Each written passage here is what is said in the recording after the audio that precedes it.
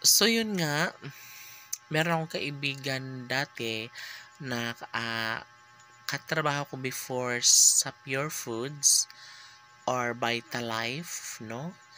2004 hanggang 2008 kami magkasama, no? Mahaba-haba rin, mga ilang taon din yon. And then, ayun, nag-chat na siya sa akin noon. Sabi niya, Rex, gusto mo bang magtrabaho?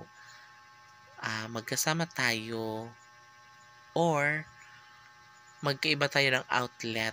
Tumasayin kami sa may Mercury Drug daw. Sabi ko, sige, ano bang trabahong iyan?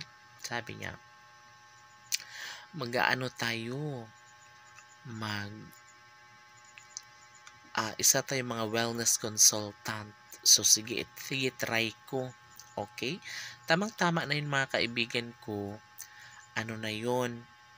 Naka-ready na lahat yung mga, meron na akong, kasi wala akong doon dati sapatos. Kasi pag sa palengke lang is mga tsinelas. Marami akong tsinelas. Yung sa mga Natasha, mga ganun dati. Tapos yung mga short lang, tsaka t-shirt, ganun. Tapos, yun nga, na-ready na lahat. Meron akong long pants, shoes, polo shirt, tapos naka-ready na yung mga documents ko na pang-apply. Okay. So pangalawang absent ko na to. Pero magkaibang naman. Like for example, ngayon ako absent sa unang absent ko na hindi ako nagpaalam para gawin ko ang mga dokumento ko. Tapos by siguro mga next mga 2 linggo pa bago ako mabsent ulit ng isang beses ulit. So yung ginawa ko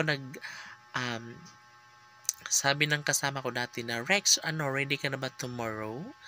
Monday yun Monday. Sabi ko sa isip ko, oh my God, okay, ready na ba ako? Okay, ready na. Sabi ko, sige te, kita na lang tayo bukas sa may PBCom Makati City, no, dyan sa may Ayala. So ngayon hindi ko pa kabisado yung lugar kasi nga dyan lang ako nag-iikot around Mandaluyong that time. So hindi ko pa kabisadong lumabas sa Mandaluyong. So ngayon sabi niya, sige, sakay ka mula dyan sa may City Hall ng Mandaluyong or kahit yun sa marketplace, sakay ka ng jeep papuntang Buni. Di alam ko naman yung jeep na Buni, marami dyan sa marketplace. Umangkas ako agad. Pipip, maagang-maaga yun.